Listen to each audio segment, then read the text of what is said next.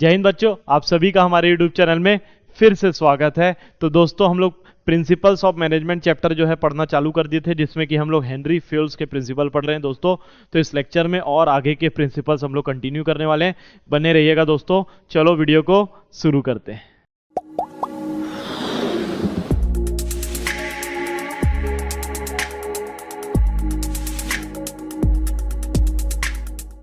तो हम लोग फ्यूल बाबा के 14 प्रिंसिपल्स पढ़ना चालू कर चुके थे, है ना, जिसमें से हम लोग 2 प्रिंसिपल ऑलरेडी कवर कर चुके,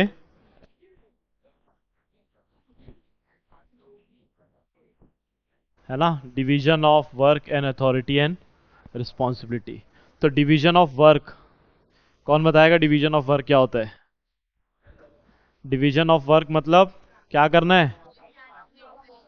सबसे पहला पॉइंट क्या लिखने वाले हैं अपन? टास्क को स्मॉल टास्क में अपने को डिवाइड करना है।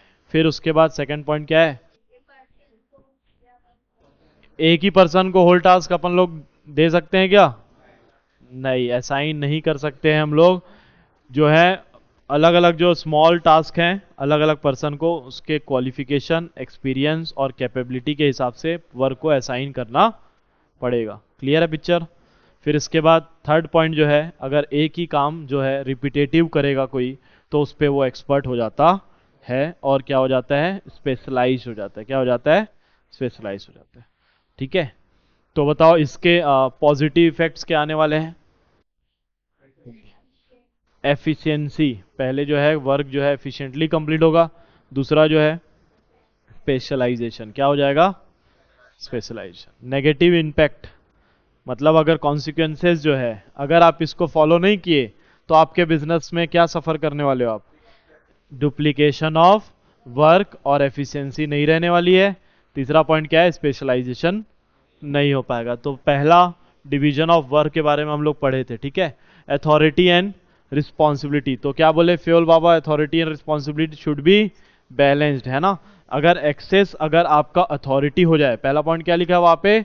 अगर अथॉरिटी एक्सेस हो जाए और रिस्पॉन्सिबिलिटी कम है, मतलब एक आदमी को काम से ज्यादा उसको पावर दे दिए, तो फिर वहां पे आपके नेगेटिव रिजल्ट्स आ सकते हैं, ठीक है। सेकेंड पॉइंट क्या बोला?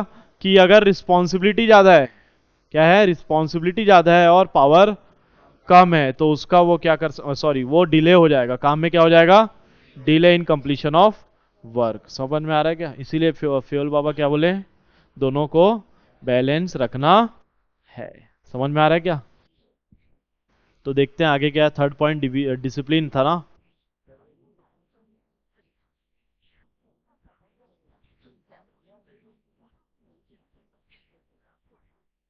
ठीक है, इसके पॉजिटिव इंपैक्ट क्या थे बताओ तो? अथॉरिटी, अथॉरिटी एंड रिस्पॉन्सिबिलिटी वाला प्रिंसिपल हम लोग फॉलो करेंगे तो मिसयूज नहीं होगा और डिले, काम को कंप्लीट करने में डिले नहीं होगा। अगर इसको हम लोग फॉलो नहीं करेंगे तो काम में डिले होगा और मिसयूज होगा और ओवर बर्डन ऑफ वर्क हो जाएगा। क्या हो जाएगा? बर्डन बढ़ जाएगा, ठीक है। तो नेक्स्ट जो हम लोग थर्ड जो है प्रिंसिपल हम लोग पढ़ने वाले थे, जिसका नाम है डिसिप्लिन। क्या नाम है उसका? डिसिप्लिन। और जिंदगी अपनी निकल गई कि क्या सीखते सीखते? डिसिप्लिन। एक दिन तो पक्का हम लोग ये सीख ही जाएंगे। तो आप लोग स्कूल में जो है बढ़िया से, है ना, टाई ड्रेसअप होके एकदम स्मार्ट बन के, है ना, एकदम लाइन से रो में खड़े रहना पड़ता है। बहुत सारी बातें आप लोग को बताते हैं असेंबली में। डिसिप्लिन, है ना, डिसिप्लिन। अच्छा है, देखो यहाँ इनडिसिप्लिन देख लिए क्या तुम लोग? ठीक है बेटा, बहुत तुम लोग जो बदमाश हो, है ना। ठीक है, तुम लोग का हो सकता है वो ड्रेस कोड हो, तो गलत फोटो लग गया लग रहा है। डिसिप्लिन, डिसिप्लिन का मतलब वो क्या होता है ये समझते हैं, ठीक है, ध्यान देना इधर। डिसिप्लिन मतलब कि फॉलोइंग कोड ऑफ कंडक्ट, मतलब कि कुछ नियम कानून लिखे हुए हैं, जैसे कि rules and regulation of employment agreement, मतलब कि जो काम करने का एग्रीमेंट बना हुआ है एम्प्लॉयज और एम्प्लॉयर के बीच में, उस पर क्या होने चाहिए? कुछ code of conduct and rules and regulation. ये रूल्स एंड रेगुलेशन को फॉलो करना पड़ेगा, तो क्या कहलाएगा? वो डिसिप्लिन कहलाएगा, है ना। डिसिप्लिन में क्या रिक्वायरमेंट है? तो डिसिप्लिन में जो फ्यूल बाबा हैं वो क्या बताते हैं, देखो ध्यान देना इधर। Good superior eight all level, all level पे सुपीरियर जो है अच्छे होने चाहिए, क्लियर एंड फेयर एग्रीमेंट होना चाहिए सबऑर्डिनेट और सुपीरियर के बीच में, meeting commitments at all level, हर एक जो लेवल वाले लोग हैं, हर एक मैनेजर जो है वो अपना कमिटमेंट फुलफिल करना चाहिए, अपनी रिस्पॉन्सिबिलिटी फुलफिल कर, जुडिशियल एप्लीकेशन ऑफ पेनाल्टीज, मतलब कि टॉप लेवल के लिए भी पेनाल्टीज होना चाहिए और लोअर लेवल के लिए भी सजा मिलना चाहिए, है ना आदि, समझ में आ रहा है बेटा? ठीक है, तो फ्योल बाबा क्या बताए हैं डिसिप्लिन के बारे में? फ्योल बाबा बोलते हैं कि डिसिप्लिन जो है सबऑर्डिनेट्स के लिए सिर्फ नहीं बना हुआ है, वो सुपीरियर लेवल के लिए भी बना हुआ है। क्या बोल रहे हैं यहाँ पे फ्योल बाबा? मेरा एक फ्रेंड है जो कि बैंक में मैनेजर है, फाइनेंस कंपनी में, तो सुबेरे बेचारा 9 बजे उठ के ऑफिस चले जाता है, मैनेजर होने के बाद भी उसको 9 बजे ऑफिस पहुंचना होता, क्योंकि उसके नीचे अगर 20 लोग काम करते हैं तो अगर मैनेजर ही लेट आएगा तो 20 लोगों को भी वैसे ही आदत लगने वाली है, ठीक है ना? तो वो मैनेजर है तो उसके ऊपर, अच्छा मैनेजर है तो वो तो पहुंच गया, उसके नीचे 20 लोग पहुंच गए, ठीक है। अगर ये टाइम पे नहीं पहुंचा अपना जो दोस्त है, तो कौन उसको डांटेगा, कौन उसको चमकाएगा भैया बताओ आप लोग? इसके भी ऊपर कोई मैनेजर होते हैं, एरिया मैनेजर बोलते हैं, डिस्ट्रिक्ट मैनेजर बोलते हैं, स्टेट मैनेजर रहेगा कोई, है ना? तो उन लोग जो है फिर उसको, उन लोग को भी बेचारे लोगों को, एरिया मैनेजर जो कि बहुत ज़्यादा पेमेंट वाले तनख्वाह वाले लोग रहते हैं, उन लोग भी आते हैं 9 बजे शार्प डॉट, है ना? उससे पहले ही आ जाते 10-15 मिनट, क्योंकि सबकी रिपोर्टिंग उन्हीं लोगों को लेनी है, एक बंदा भी लेट होना नहीं चाहिए। समझ में आ रहा है क्या बात? तो सुपीरियर लेवल, मैं बताना क्या चाह रहा हूं कि सुपीरियर लेवल जब टाइम पे आएगा ना, तभी सबऑर्डिनेट लोग को चमका पाएगा और उनको भी टाइम पे ला पाएगा, नहीं तो वो काम नहीं हो पाएगा। तो फ्योल बाबा एकदम सच्ची बात बोले कि नहीं? और उस बैंक में इस फ्योल बाबा के प्रिंसिपल को फॉलो किया जा रहा है कि क्या बोल रहा है देखो, तो Fayol insist that discipline is required at superior as well as subordinate, मतलब कि जो टॉप लेवल पे है और जो मिडिल लेवल पे है, सब पे ही डिसिप्लिन लगने वाला है। The disciplinary rules shall not be applicable only on subordinates. अपन लोग क्या सोचते हैं कि हमारे से जो नीचे काम कर रहे हैं उन लोग डिसिप्लिन होना चाहिए, अपन नहीं भी होंगे तो चल जाएगा, लेकिन ऐसा नहीं है, आपको भी डिसिप्लिन होना पड़ेगा। Good superior at every level, clear and fair agreement between the superior and subordinates and judicious application of penalties. तो यही सब चीजें लिखा हुआ है। डिसिप्लिन क्या मतलब है कि आपको सुपीरियर और सबऑर्डिनेट सबको फॉलो करना है, चीजों को फेयर और कैसे रखना है, क्लियर रखना है एग्रीमेंट में, ठीक है। आगे क्या बताता है, एग्जाम्पल बता दिया, एक कुछ एग्जाम्पल लिखा हुआ है यहाँ पे कि अगर बॉस जो है, तो हम लोग एक एग्जाम्पल अभी कवर कर चुके हैं ऑलरेडी, ठीक है, थोड़ा ये टाइम पास वाला एग्जाम्पल है ना।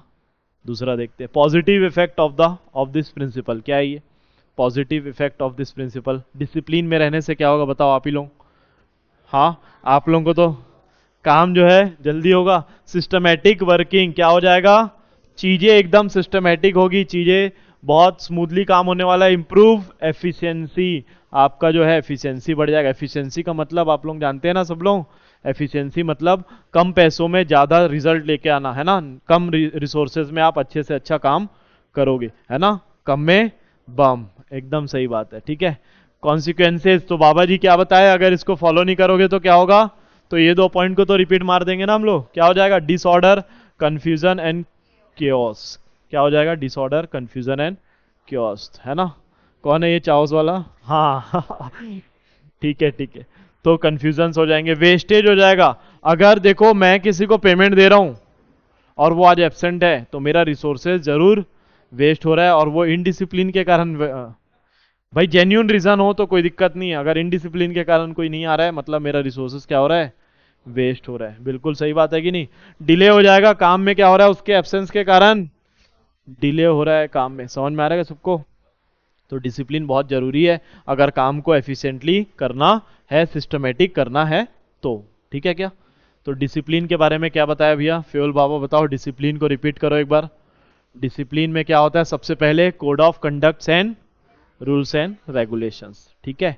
कौन कौन फॉलो करेगा बताओ discipline? Superior and subordinate, clear and fair agreement होना चाहिए, ठीक है। इसके पॉजिटिव इंपैक्ट क्या आने वाले हैं? सिस्टम में सिस्टमेटिकली वर्क कंप्लीट हो जाएगा और एफिशिएंटली हो जाएगा। अगर आप इसको डिसिप्लिन को फॉलो नहीं करें तो क्या हो जाएगा, कंफ्यूजन, डिसऑर्डर, वेस्टेज और डिले हो जाएगा। तो आज जो है अपना जो सिलेबस ऑलरेडी चालू हो चुका है, अच्छे से पढ़ाई हम लोग 12th बोर्ड के लिए ऑलरेडी कर रहे हैं। तो हम लोग को भी जीवन में डिसिप्लिन दिखाना पड़ेगा, क्योंकि ये जो टाइम है बहुत क्रूशियल है। अगर ये निकल गया तो क्या हो जाएगा, वेस्ट हो जाएगा, आपका रिसोर्सेज सब वेस्ट हो जाएगा। इतनी सारी कोचिंग करके अगर आप होमवर्क टाइम पे कंप्लीट ना करो, रिवीजन ना करो, तो आपका परसेंटेज जो है डाउन हो सकता है। पूरी करियर की बात है भैया, ध्यान देना, सीरियसली लेना लाइफ को। क्यों? हम लोग फोर्थ प्रिंसिपल में आ गए, तो बाबा जी जो है बताते ही चले जा रहे हैं।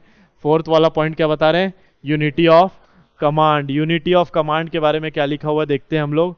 Unity of command, according to this principle an employee should receive order from one superior. कितने लोग होने चाहिए, एक ही जन ऑर्डर देने वाला होना चाहिए। अगर 10 लोग ऑर्डर देंगे तो बंदा जो है वो कंफ्यूज हो जाएगा, है ना। और वो जवाबदेही मतलब कि अकाउंटेबल, अकाउंटेबल मतलब किसी ना किसी को तो रिपोर्टिंग करनी है ना।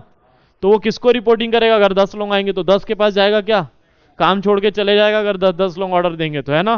तो टू वन सुपीरियर, किसको अकाउंटेबल है वो, to one superior only because he is receiving an order from more than one superior then he will get confuse हो जाएगा। तो ज्यादा लोग अगर ऑर्डर देंगे तो कंफ्यूजन पैदा हो जाएगी, and will not be able to understand and that whose order must be executed.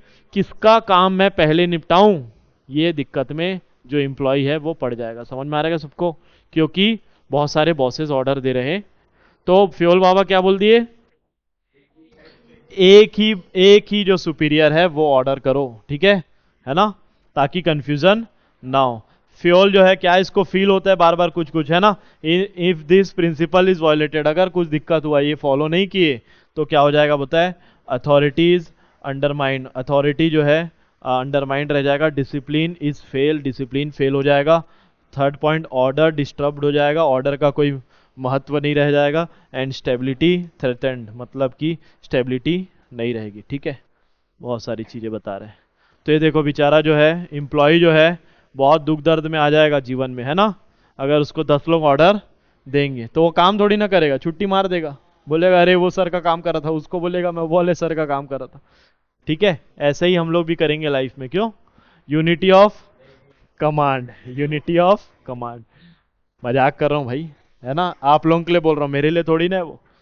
For example, if employees of production department is asked to go slow in a production, तो हम लोग देख लेते हैं। देखो यहाँ पे देखो, इस पॉइंट में बताओ एक ही जन ऑर्डर कर रहा है क्या, तो चीजें एकदम क्लियर है। यहाँ दो दो बॉस हो गए तो तकलीफें बढ़ चुकी है, ठीक है। यहाँ पे क्या हो रहा है, ये एग्जाम्पल पे इसको देखते हैं अपन लोग, है ना। तो एम्प्लॉय ऑफ प्रोडक्शन डिपार्टमेंट किन की बात कर रही है, ये चल रहा है प्रोडक्शन डिपार्टमेंट में कुछ इंप्लॉइज लोग बैठे हुए हैं, काम कर रहे हैं, ठीक है। वहां पे कौन आ गया, प्रोडक्शन इंचार्ज आ गया, और बोला है कि स्लो करो काम। कैसे करो काम, काम स्लो करो ताकि क्वालिटी अच्छे से बन पाए। बात समझ में आ रहा है क्या। प्रोडक्शन मैनेजर आ गया और बोला काम जो है स्लो करो ताकि क्वालिटी अच्छे से बिल्डअप हो पाए प्रोडक्ट की, ठीक है। उस तरफ से जो उधर कोने में दिख रहा है ना वो बंदा, नहीं दिख रहा है, दिख रहा है, देखो उधर एक बंदा है, वो कौन है, सेल्स इंचार्ज है। कौन है वो, सेल्स इंचार्ज। ध्यान से देखना, है ना। सेल्स इंचार्ज है वो क्या इंस्ट्रक्ट कर रहा है एम्प्लॉय को, फास्टन करो। वो बोल रहा है फास्ट करो क्योंकि ऑर्डर जो है वो पेंडिंग है। मतलब समझ में आ रहा है क्या। अब दो लोगों का क्लैश होने वाला है यहाँ पे। एक है परचेज इंचार्ज है, प्रोडक्शन इंचार्ज है, सॉरी प्रोडक्शन इंचार्ज जो है यहाँ बैठ के बोल रहा है काम थोड़ा स्लो करो, क्वालिटी भी तो मेंटेन करनी है। एक जन बंदा उधर से पीछे से आके क्या बोल रहा है, सेल्स वाला काम फास्ट करो, पेंडिंग है भाई ऑर्डर, क्या कर रहे हो, ऑर्डर कैंसिल हो जाएगा तो दिक्कत हो जाएगी। बात समझ में आ रहा है, क्लियर एकदम। तो यहाँ पे क्या हो रहा है, कौन सा चीज, कौन सा प्रिंसिपल है यहाँ पे, यूनिटी ऑफ कमांड जो है वर्क नहीं हो पा रहा है। इसीलिए क्या होगा, in this situation employee will get confuse as to whose instruction must be followed by him. तो यहाँ पे ये दोनों के, अब मान लो अगर ये फास्ट करना चालू कर दिए, ये जो बंदा एकदम नाराज हो जाएगा, दिल से जो है बुरा लग जाएगा। बात समझ में आ रहा है। तो ईगो क्लैशेस हो जाते हैं यहाँ पे, क्या हो जाता है, ज्यादा बॉस, इसीलिए एक ही जन को ऑर्डर देना चाहिए। पॉजिटिव इफेक्ट क्या आने वाला है, एक ही जन ऑर्डर देगा तो चीजें क्या होने वाली है, कंफ्यूजन नहीं होगा। पहला चीज क्या लिखा हुआ है, कंफ्यूजन नहीं होगा। ईगो क्लैशेस नहीं होने वाले हैं, ठीक है। Improves effectiveness in working. Effectiveness मतलब कि समय पे जो है काम कंप्लीट हो जाएगा। सबको समझ में आ रहा है ना? अगर इसको फॉलो नहीं किए तो क्या दिक्कत आने वाला है? कंफ्यूजन होगा एम्प्लॉयज के बीच में। क्या होने वाला है? कंफ्यूजन। भाई 10 लोग ऑर्डर दे रहे हैं, ऑलरेडी कंफ्यूजन हो रहा है हम लोग को, है ना? Subordinates will get chances to escape from his responsibility by giving the. तो मुद्दे पे आ गए ना आप लोग एक्सक्यूज देके घर निकल जाओगे, है ना? मौसम बढ़िया है, घूमने चले जाओगे, नया रायपुर चले। मरीन ड्राइव में क्या करेंगे यार? ईगो क्लैसेस हो जाएगा कि दो लोग, उधर प्रोडक्शन वाला और इधर सेल्स वाला। अब सब अगर मान लो सेल्स वाले का बात मान लिए तो प्रोडक्शन वाला एकदम रो देगा ना, है ना? ईगो क्लैश हो जाएगा, ठीक है? Difficulty in maintaining discipline in the organization. अगर आप यूनिटी ऑफ कमांड फॉलो नहीं करो पाओगे तो डिसिप्लिन भी नहीं रहेगा। तो समझ में आ रहा है आप लोग को यूनिटी ऑफ कमांड क्या होता है? तो हम लोग जो है अभी फोर्थ जो है प्रिंसिपल बाबा जी के जो है कंप्लीट किए हैं, ठीक है? Unity of command. बताओ बेटा कृष्णा, यूनिटी ऑफ कमांड में क्या लिखा हुआ है? एक ही सुपीरियर जो है वो ऑर्डर देगा, ठीक है? हाँ, ज्यादा लोग करेंगे तो क्या हो जाएगा? कंफ्यूजन हो जाएगा। क्लियर? एकदम बहुत सिंपल सा है ये प्रिंसिपल, है ना? ठीक है, तो इसके पॉजिटिव इफेक्ट एक बार फिर से, कंफ्यूजन नहीं होगा, ईगो क्लैश नहीं होगा, और चीजें क्या होगी? इफेक्टिवली कंप्लीट होगी, है ना? और अगर इसको फॉलो नहीं करेंगे तो क्या होगा? कंफ्यूजन होगा, ईगो क्लैश होगा, और क्या होगा? एक्सक्यूज दे सकते हैं, और लास्ट क्या है? डिसिप्लिन मेंटेन नहीं हो पाएगा, ठीक है? आगे बढ़े। तो हमारा जो है फिफ्थ पॉइंट जो है, फिफ्थ प्रिंसिपल जो बाबा जी बताए हैं वो है यूनिटी ऑफ डायरेक्शन। तो एक बार हम लोग बताते हैं, लेके जा इधर से। चार चीजें जो है हम लोग पढ़ चुके हैं, प्रिंसिपल्स क्या क्या है। पहला क्या पढ़े बताओ आप लोग? पहला डिवीजन ऑफ वर्क। सेकंड क्या पढ़े हम लोग? Authority and responsibility. थर्ड हम लोग पढ़े डिसिप्लिन। फिर उसके बाद आए यूनिटी ऑफ, मिलता जुलता वर्ड आ गया, unity of direction. Unity of, तो देखो इन लोग जो है कहीं ना कहीं एक ही डायरेक्शन में हवा में उड़ रहे हैं, है ना? तो इन लोग को जाना किधर है? एक ही तरफ जाना है। समझ में आ रहा है? गोल इनका, ऑब्जेक्टिव जो लाइफ में है इनका, एक ही गोल है। समझ में आ रहा है क्या? ठीक है। All the departments of an organization should be moving towards the same objective through coordinated and focused effort. तो बोलना क्या चाहता है दोस्तों? ये ऑर्गेनाइजेशन में जितना भी काम हो रहा है, सब एक्टिविटीज जो किस तरफ जाना चाहिए? वो सेम ऑब्जेक्टिव की तरफ। कहा जाना चाहिए? Each group activity having a same object must have one head and one plan. तो जितने भी ग्रुप्स हैं उनके एक हेड होने चाहिए और एक ही प्लान होना चाहिए। बड़ी बड़ी कंपनीज में क्या करते हैं पता है? डिवीजन कर देते हैं अलग अलग छोटे छोटे ग्रुप। अगर बड़ी एमएनसी में आप कहीं आपका जॉब लगा ना, तो वहाँ पे 5-6 लोगों की एक टीम बना देते हैं, है ना? 5-6 लोगों की एक टीम बनाते हैं, उसमें एक लीडर बनाते हैं सब में। फिर उसके बाद उसको एक पर्टिकुलर, जैसे आईटी कंपनी में जाओगे तो मान लो एसबीआई का हमारे पास काम है, तो वो बोलेंगे कि एसबीआई का सॉफ्टवेयर आप बना लो, आप आईसीआईसीआई का बना लो। टीम में बांट देते हैं काम को। समझ में आ रहा है? तो वैसे ही हर एक ग्रुप का क्या होना चाहिए? एक हेड होना चाहिए और एक प्लान होना चाहिए। समझ में आ रहा है क्या? ठीक। This ensure the unity of action and coordination, ठीक है? अब जो 6 लोगों का ग्रुप बना हुआ है उसमें सब लोग एसबीआई का टास्क मिला है। मान लो एटीएम का सॉफ्टवेयर बनाना है हम लोग, आईटी कंपनी में हम लोग काम करते हैं, एटीएम का सॉफ्टवेयर बनाना है, ठीक है? और एक जन जो है डेबिट कार्ड वाला काम संभाल रहा है। तो अभी डेबिट कार्ड का काम था क्या? हमारा ऑब्जेक्टिव क्या था? पूरे इंडिया में एटीएम लगाना है, एटीएम का काम सॉफ्टवेयर बनाना है। समझ में आ रहा है? लेकिन एक जन जो है 6 लोगों में से, 6 की टीम में से एक जन जो है अपना दिमाग एक्स्ट्रा लगा रहा है, वो आईसीआईसीआई वाला एक जन और टीम है, वहां से डेबिट कार्ड का वो करके दे रहा है काम। तो यहाँ पे क्या हो जाएगा? हमारा ऑब्जेक्टिव डिस्ट्रैक्ट हो जाएगा, है कि नहीं? तो वो डायरेक्शन बदल देगा, तो हमारा जो है टाइम पे काम कंप्लीट नहीं होगा। तो फिर हम लोग को इंसेंटिव्स बनेंगे नहीं। एम्प्लॉय है ना भाई, इंसेंटिव बनते हैं ना आज के ज़माने में। देखेंगे अभी इंसेंटिव वाला भी इन्हीं लोग बताएं। जो इंसेंटिव बनते हैं, बहुत सारे ट्रिप मिलते हैं, पैसा मिलता है, और जॉब के जैसे मान लो 25K का आपका पैकेज है मंथली, तो आप एक टारगेट क्रॉस करोगे ना तो आपको 25K और मिलेगा, 50 हो जाएगा, या फिर 50K मिल जाएगा एक्स्ट्रा, अगर आप जैसे जैसे टारगेट अचीव करते जाओगे, तो उसके लिए भी प्रिंसिपल इन्होंने पहले ही से ही उस समय 1888 में जब ये काम सीखे उसी समय बना दिए। समझ में आ रहा है क्या बात? यूनिटी ऑफ डायरेक्शन, एग्जाम्पल बताया कुछ। If an organization is producing a different line of products, cosmetic, पहला क्या कार्यक्रम चला रहे हैं इन लोग? कॉस्मेटिक। तो कॉस्मेटिक जो है गर्ल्स जो है ज़्यादा अच्छे समझती है, हम लोग इसमें ज़्यादा ध्यान नहीं देते। कॉन्फ्लेक्शनरी मतलब कि यहाँ पे आ गया स्वीट्स हो गए, केक हो गए, या फिर चॉकलेट्स हो गए।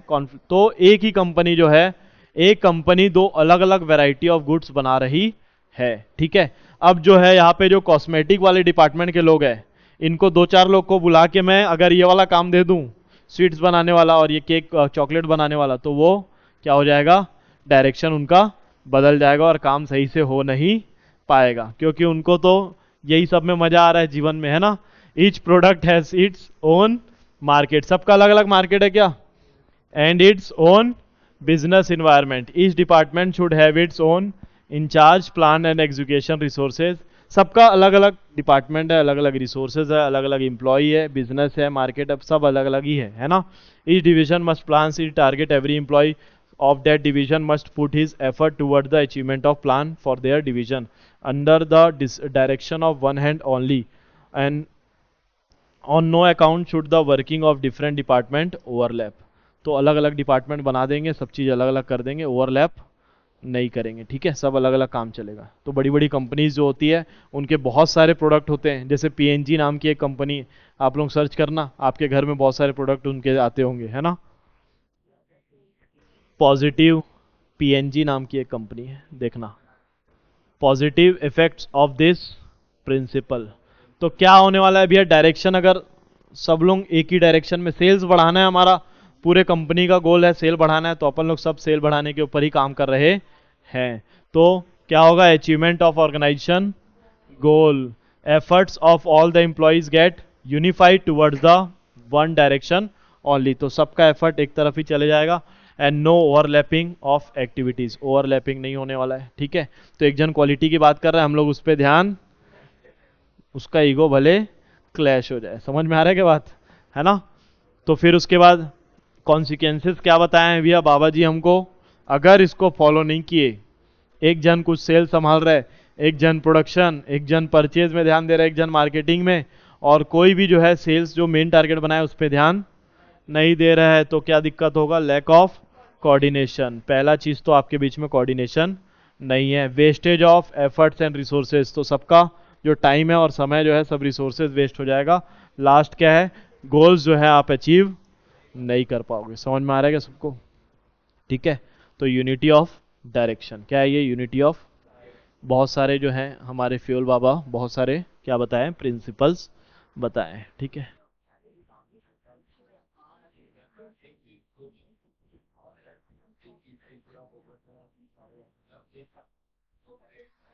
क्या चल रहा है? Difference between unity of command and unity of direction. तो आप लोग बहुत अच्छे से पढ़े हैं अभी। कमांड एंड डायरेक्शन के बीच में क्या बताना है आप लोगों को? Difference between. चलो बताओ मीनिंग के अगर बताएं तो कमांड में क्या होता है? सिर्फ एक बॉस क्या करता है? ऑर्डर देता है, ठीक है क्या। और यहाँ पे डायरेक्शन में क्या बोलता है? बोलता है हर एक ग्रुप का क्या रहना चाहिए? एक हेड और एक प्लान होना चाहिए। क्लियर है पिक्चर? ठीक है। एम, इनका मकसद क्या है भैया? काम अच्छे से, it prevents a dual subordination, मतलब डबल डबल काम इनका नहीं होना है। It prevents a overlapping of one plan, overlapping नहीं होना चाहिए। इम्प्लीकेशन क्या आएगा? तो it effects an individual employee. तो कमांड अगर आप बोलोगे ना, तो एक एम्प्लॉय को 10 लोग कमांड दे रहे हैं, तो एक एम्प्लॉय का ही टेंशन बढ़ेगा, ठीक है।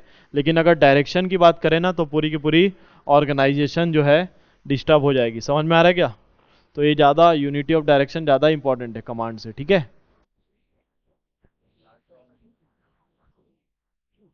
Subordination of individual interest to general interest, क्या बोल रही है? इंडिविजुअल इंटरेस्ट मतलब समझते हो आप लोग?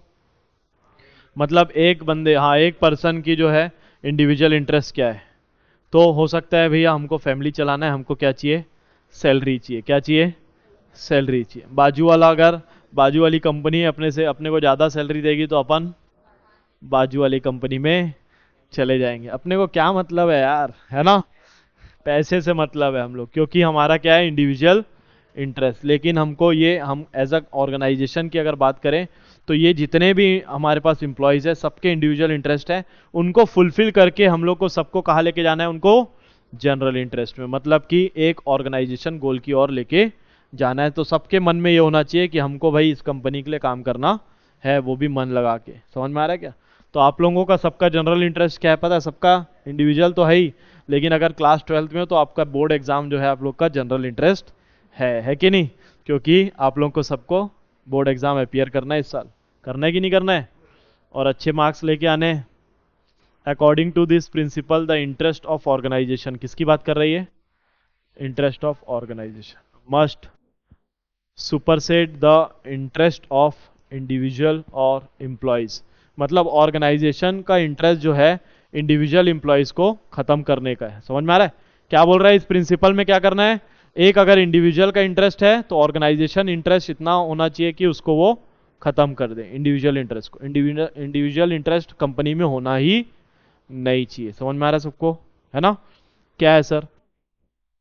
इंडिविजुअल इंटरेस्ट नहीं होना चाहिए, आपका पर्सनल जो भी है वो फुलफिल कर दिया कंपनी, अब उसका टेंशन नहीं है। अपने को मेन टेंशन क्या है? अपना सेल बढ़ाना है। क्या बढ़ाना है? अभी एग्जांपल देखेंगे तो और अच्छे से समझ में आएगा।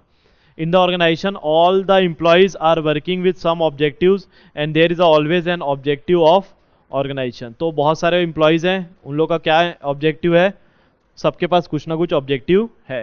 If the objective of individual are in the same direction of the organization then there is a no problem, but if the objective groups are in the different direction then manager must try to reconcile individual with the organization goal. If it is not possible then individual goal must be for achieving the organizational goal. तो बोल रहा है जो एक individual employee का direction है ना, उसका किसके डायरेक्शन के और रहना चाहिए? ऑर्गेनाइजेशन के डायरेक्शन के और रहना चाहिए। ठीक है, इसका एग्जांपल देखेंगे तो जर देखो, ये बंदा अकेला है, बहुत लो फील कर रहा है ये बेचारा, है ना, लोनली फील कर रहा है, अलोन फील कर रहा है। तो ये ना पैसे का चक्कर है बाबू भैया, किसका है? तो इसको चाहिए पैसा। ये बोल रहा है आप लोगों के साथ नहीं जाऊंगा, पैसा मिलेगा तो ही मैं जाऊंगा। तो इसको जब ये हम लोग पैसा देंगे तो ये हमारे ग्रुप गोल में आ जाएगा। समझ में आ रहा है क्या? क्लियर है पिक्चर? ठीक, ठीक। एग्जाम्पल देखो, इसमें आप लोग को समझ में आ जाएगा एग्जाम्पल क्या है ना? Before buying raw material the manager must compare the price and quality of all the supplier. किसकी बात कर रहे हैं ये? जब रॉ मटेरियल खरीदा जाएगा फैक्ट्री में तो मैनेजर को क्या करना चाहिए? सबके सब सप्लायर से कोटेशन मंगाना चाहिए, क्वालिटी चेक करना चाहिए, प्राइस देखना चाहिए। देखना चाहिए कि नहीं देखना? लेकिन ये मैनेजर जो है थोड़ा बदमाश है, क्या कर रहा है ये? And give order to the best rather than giving order to his own relative. अभी इसने बदमाशी किया है क्योंकि इसके पास पावर है, इसने क्या किया? मिसयूज कर लिया। अब ये फैक्ट्री में बैठा है, ओनर को पता नहीं है, इसको परचेजिंग का पावर दिया गया है, तो ये क्या कर रहा है? अपने रिलेटिव को सेट कर लिया, उधर से 5-10% कमीशन खाता है और उसी को ही ऑर्डर देता है, और ये कुछ भी सप्लायर के क्वालिटीज को चेक नहीं करता, प्राइस को चेक नहीं करता। तो बताओ यहाँ पे इंडिविजुअल इंटरेस्ट है कि ग्रुप इंटरेस्ट है?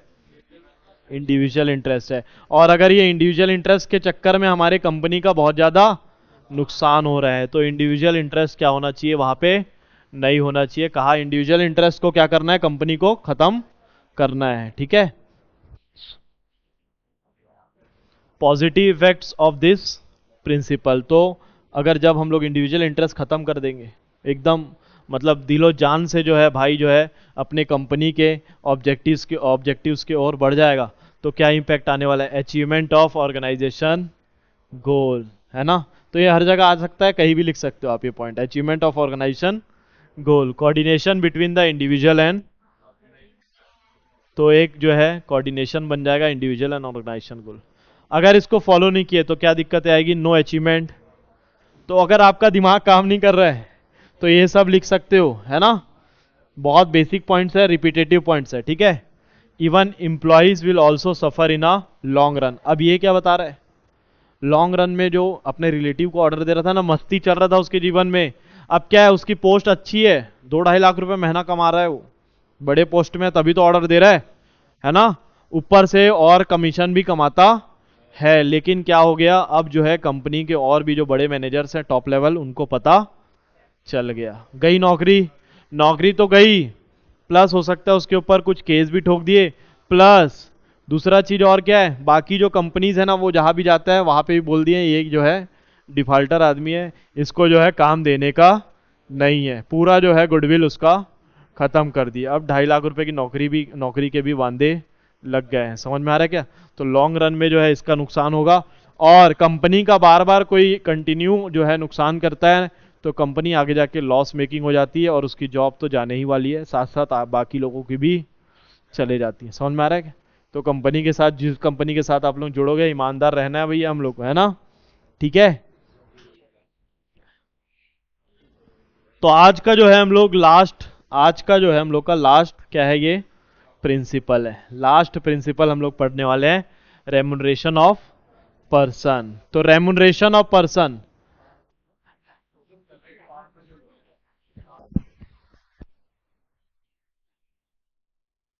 रेमुनरेशन ऑफ पर्सन में लिखा क्या है सर? तो ये फ्योल बाबा जो है रेमुनरेशन ऑफ पर्सन के बारे में बताया। रेमुनरेशन का मतलब आप लोग बता दो मेरे को, चलो रजत बताओ तो रेमुनरेशन का मतलब। हाँ, salary, salary, remuneration, salary, commission, जो भी एक एम्प्लॉय को मिलता है इन रिटर्न, जो वो काम कर रहा है, तो उसको क्या बोलेंगे, सैलरी या बोनस। क्या बोलेंगे, सैलरी, बोनस, रेमुनरेशन। ठीक है। तो यहाँ पे जो है फ्योल बाबा अपना जो है दिमाग लगा दिए, है ना, कि कितना कितना पैसा देना है। ठीक है। तो फ्योल बाबा क्या बताएं, देखो कई लोगों की एक मेंटेलिटी है। क्या मेंटेलिटी है सर? तो कई लोग ऐसा सोचते हैं कि अगर मार्केट में ना किसी की तनख्वाह 10,000 होनी चाहिए, ठीक है, किसी की 10,000 अगर इनकम होनी चाहिए, मार्केट में उतना ही चल रहा है, तो हम लोग ना वैसे 10,000 वाले बंदे को रख लेंगे, लेकिन ना 1,000 कम करके 9,000 में रख लेंगे। कितने में? 9,000 में, क्योंकि हम लोग ओवर स्मार्ट है, अपने पास दिमाग है ना, ऐसा सोचते हैं लोग, ऐसे गलत फैमिली में रहते हैं लोग। समझ में आ रहा है क्या? 9,000 करके अपने आप को होशियार समझते हैं, लेकिन उस 1,000 कम करने से उसकी लॉयल्टी जो है एम्प्लॉय की खत्म हो चुकी है। अब वो जो है आपके यहाँ लगा तो है मजबूरी में, लेकिन जैसे ही दूसरा काम मिला वो चले जाएगा दूसरे जगह, 10,000 वाले की जगह जाएगा। ऑब्वियस सी बात है, जाएगा ही जाएगा। इसीलिए फ्योल बाबा जो है गौर किए, ये सब लोगों को पहचाने कि ऐसा भी कर रहे हैं लोग, है ना, तो उसको रोकने के लिए क्या बना दिए उन्होंने, रेमुनरेशन ऑफ अ पर्सन। तो इसमें लिखे क्या है, according to this principle employees in the organization must be paid fairly and adequately to give them maximum satisfaction. तो फेयर रेमुनरेशन उनको पे करना है। क्या पे करना है? Fair remuneration. 10,000 बनता है तो 10,000 तो कम से कम देना ही पड़ेगा। ठीक है, ताकि उनका मेंटल सेटिस्फेक्शन उनको मिले, काम में आने का मन तो करे। काम में आने का मन करेगा क्या अगर 1,000 कम देगा तो? नहीं भाई, 100 रुपए भी अगर कम दे दिया ना, तो फिर वो इतने सारे अंदर में क्या क्या बोलेगा ना हम लोग को, क्या ही बताऊं आप लोग को, कैमरे में हम बोल नहीं सकते ना भाई, है ना।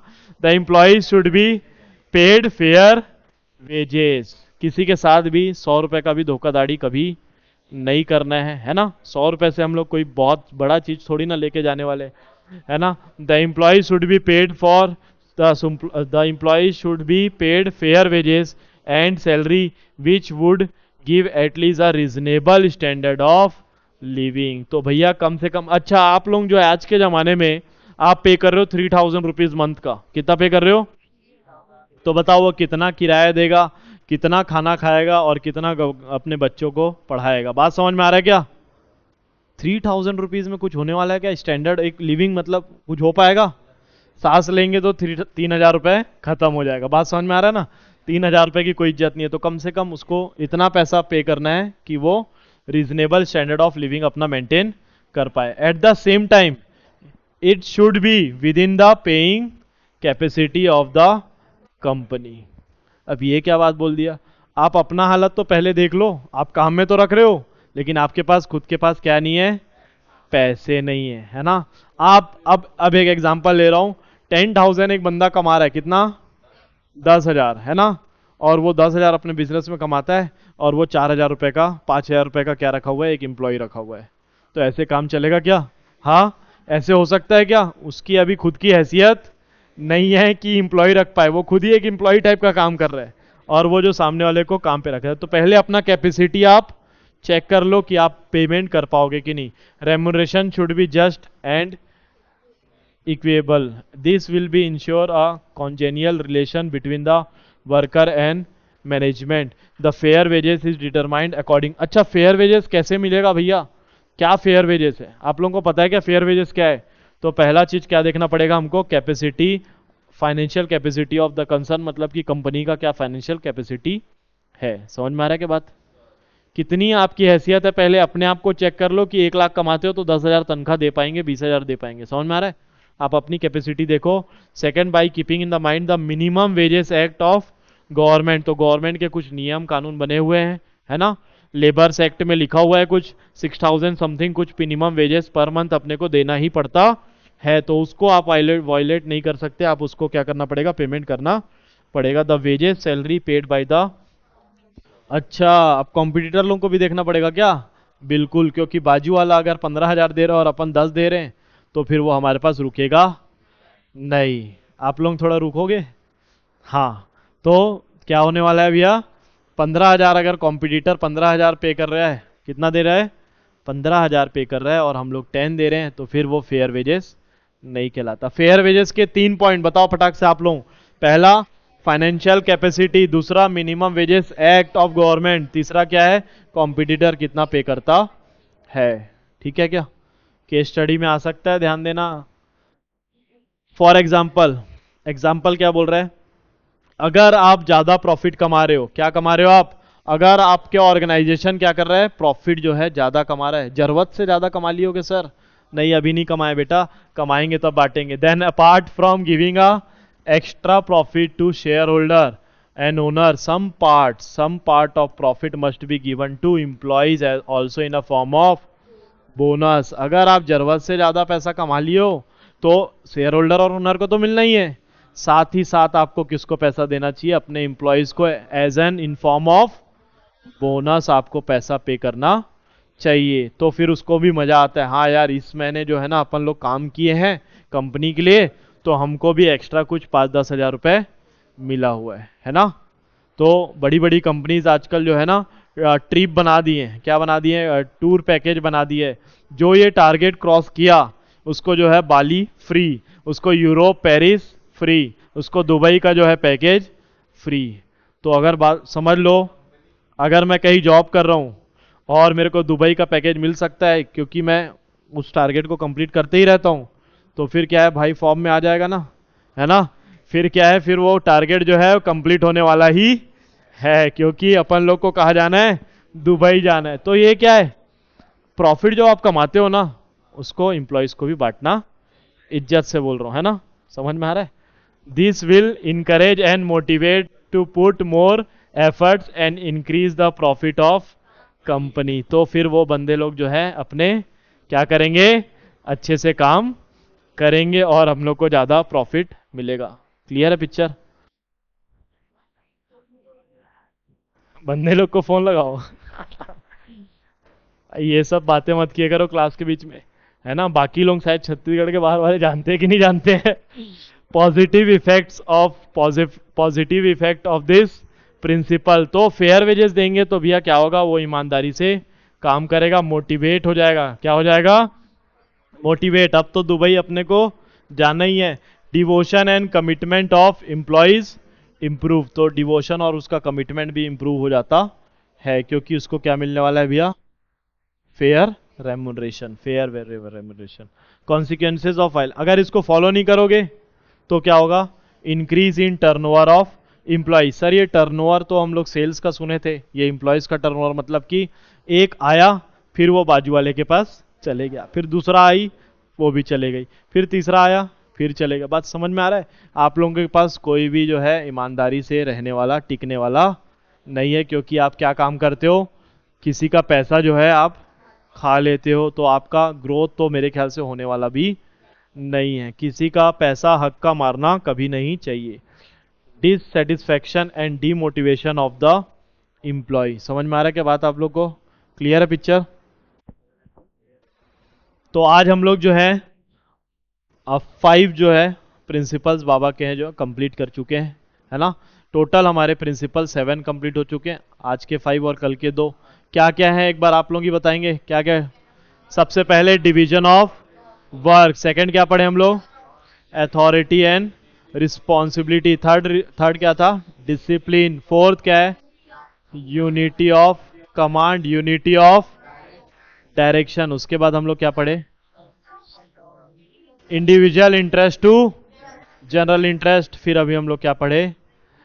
फेयर रेम्यूनरेशन ऑफ पर्सन, है ना। ठीक है, तो आप लोगों को बहुत अच्छे से समझ में आए। तो कुछ क्वेश्चंस हैं, इसको कवर करते हैं। अभी आप लोग से सवाल जवाब होने वाला है ना, ध्यान देना, ठीक है। स्टार्टिंग जो है 5000 के सवाल से करते हैं, है ना। Organisation interest supersedes employee interest in it indicates. क्या इंडिकेट करता है भैया? ऑर्गेनाइजेशन इंटरेस्ट जो है एम्प्लॉयज के क्या हो जाता है? सुपर एम्प्लॉय इंटरेस्ट से सुपर सेट हो जाता है। तो प्रिंसिपल ऑफ सबऑर्डिनेशन ऑफ, ऐसे जो है मच्छी बाजार टाइप आवाज नहीं देना है ना, ठीक है। मैं जिससे पूछूंगा वही बताएगा। देखते हैं आप लोगों को कितना आता है ना। सबका कंसंट्रेशन लेवल है कि नहीं है तो समझ में आए। तो principle of subordination of individual interest to general interest, principle of esprit de corps and principle of initiative and principle of discipline. तो कौन सा है भैया इसमें से आंसर? आंसर हमारा ए है, जो कि ऑर्गेनाइजेशन इंटरेस्ट की बात करता है। किसकी बात करता है? Organisation interest. सेकंड, अब पहले से ही बता देता हूं कौन बताएगा, ठीक है। ठीक है प्रशांत, बताना बेटा, है ना, कोई डिस्कशन नहीं होगा। The principle which state that there should be a good supervisor at all level for smooth and systematic working of an organization. तो कौन सा प्रिंसिपल बोलता है कि हर जगह जो है कैसा रहना चाहिए? सुपरवाइजर गुड रहना चाहिए। कैसा रहना चाहिए? गुड सुपरवाइजर होना चाहिए। तो कौन सा प्रिंसिपल है? इक्विटी, इनिशिएटिव, डिसिप्लिन और ऑर्डर। कौन सा है इसमें से? 5000 हार रहे हो भाई अब। हाँ, क्या है? डिसिप्लिन। बाकी तो अपन पढ़े ही नहीं है, तो जब पढ़े ही नहीं तो मैं क्वेश्चन पूछूंगा क्या, है ना। तो डिसिप्लिन है। डिसिप्लिन क्या बोलता है? हर जगह जो है अच्छे सुपरवाइजर होने चाहिए, ताकि सिस्टमेटिक वर्क कब होता है? जब डिसिप्लिन रहता है। पंचायत भाई फिर से आ गए पंचायत। अच्छा, तो पंचायत सीरीज के बारे में जो है, पंचायत सीरीज सब लोग देखे होंगे, मैं तो नहीं देखा, लेकिन पंचायत का जो एक लिरिकल सॉन्ग है ना, उसमें जो है अपना जो मेरा जो है क्लासमेट जो है वो वायरल हो चुका है।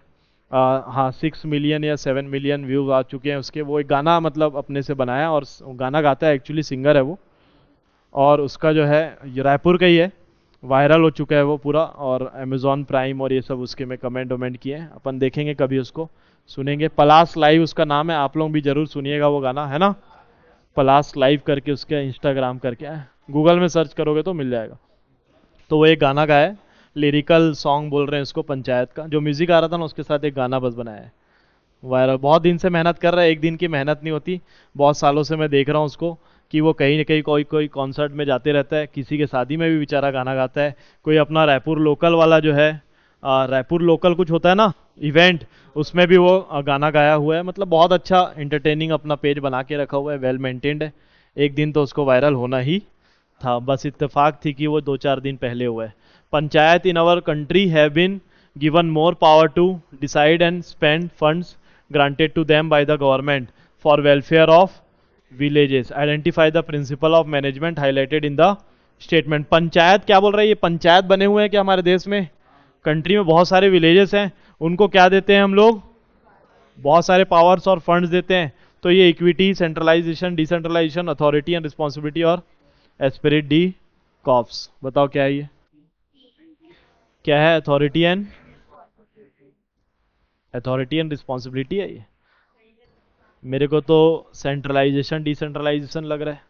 सेंट्रलाइजेशन डिसेंट्रलाइजेशन पढ़े नहीं है क्या हम लोग? सेंट्रलाइजेशन तो ये जो है बाहर का क्वेश्चन आ गया था, इसके मार्क्स पूरे, इसके पैसे पूरे मिलेंगे। सेंट्रलाइजेशन डिसेंट्रलाइजेशन मतलब क्या होता है? आगे आने वाला है ना। सेंट्रलाइजेशन अभी जो है कैश, सॉरी अभी पेमेंट नहीं है ना, धीरे से आएगा पैसा।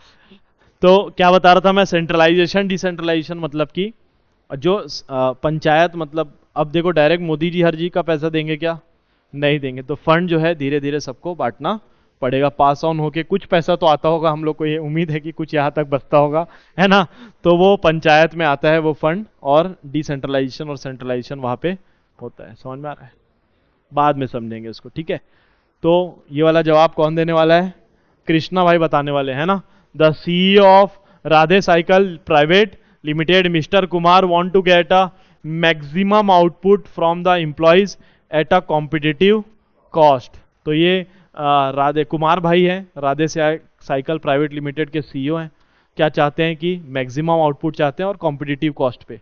On the other hand Ramakant भाई एक जन, an employee of the company wants to get the maximum salary while working the least। अब ये क्या चाहते हैं? एक जन को काम में रखा हुआ है ये मिस्टर कुमार, रमाकांत भाई क्या चाहते हैं? ज्यादा से ज्यादा सैलरी मिले और कम से कम, मतलब ऑफिस आए 10 बजे, सो जाए 2 घंटा और थोड़ा सा काम करें और सैलरी ज्यादा से ज्यादा चाहिए, ठीक है?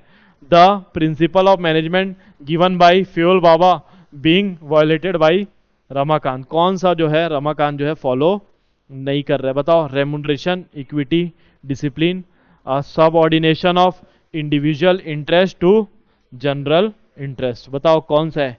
ध्यान से सोचना पड़ेगा इसका जवाब देने के लिए, महंगा है ना ये, 10,000 का सवाल है। डिसिप्लिन, देखो डिसिप्लिन मतलब टाइम से आना, वो टाइम से आ रहा है लेकिन काम नहीं कर रहा है। हाँ, डी है, इंडिविजुअल डिमांड उसका ज्यादा है। क्या है उसका? Individual demand. तो answer, correct answer is D. समझ में आ रहा है क्या सबको? समझ में आया क्या? Which of the following principle of management prevents overlapping of activities. तो ओवरलैपिंग किस, कौन सा प्रिंसिपल बचा देता है ओवरलैपिंग से? यूनिटी ऑफ क्या है? डायरेक्शन जो है ओवरलैपिंग से। आप लोग बहुत, हाँ क्या है ओवरलैपिंग? क्या है बताओ?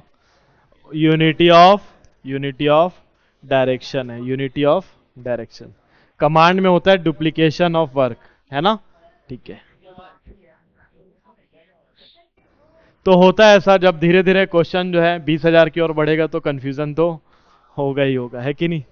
हाँ, Pioneer limited is dealing in a fruit juice and hair coils कुछ है, to ensure unity of action and coordination it has made two separate division for each product. तो अलग अलग प्रोडक्ट है, जूस का भी है और हेयर वाला कुछ है इनके पास, है ना? Each division has its own in charge, plan and execution resources. तो डिवीजन बांट दिए अलग अलग, ठीक है? और कार्यक्रम चल रहा है। Thus both the divisions are moving toward the same objectives through focused efforts. Identify the principle of management followed by the Pioneer limited in the above case. क्या बोल रहा है? हर एक डिवीजन को अलग से इन लोग क्या कर चुके हैं? बांट चुके हैं, अलग अलग रिसोर्सेज डिस्ट्रीब्यूट कर चुके हैं।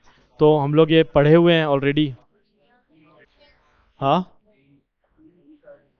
Spirit de corps, equity, unity of direction, अथॉरिटियन।